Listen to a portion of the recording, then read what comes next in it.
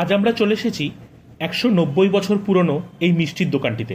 এই দোকানটি ব্যারাকপুর স্টেশনের একদম সামনে অবস্থিত। দোকানটির নাম সত্যনারায়ণ মিষ্টান্ন ভাণ্ডার, যেটি সবাই জলুয়ার রাবড়ির দোকান নামে পরিচিত। এই দোকানটি পরিচিত তার অমলিন স্বাদের রাবড়ির জন্য। ব্যারাকপুর স্টেশনের বুকে আজও বেঁচে রয়েছে ১৯০ বছরের পুরনো সিপাহী বিদ্রোহের আগে প্রতিষ্ঠিত এই রাবড়ির দোকানটি। সকাল সকাল মুখরোচক ব্রেকফাস্টের জন্য আমরা নিয়ে নিলাম গরম গরম খাস্তা কচুরি। কচুরিটি অতটা টেস্টফুল না হলেও রাবড়িটি ছিল অসাধারণ টেস্টের। আমরা যেই দুটি ছোট ভার নিয়েছিলাম তার এক একটি ভার ৫০ টাকা করে নিয়েছিল।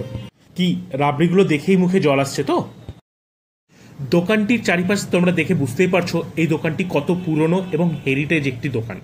আজও এই দোকানটি, তোমরাও এবার ব্যারাকপুর এলে এই দোকানের রাবড়ি খেতে কিন্তু ভুলো না। তাহলে আজকে এই পর্যন্তই। ভালো লাগলে like, comment and share and subscribe করে দিও নতুন নতুন কন্টেন্ট দেখার জন্য। চলো, টাটা।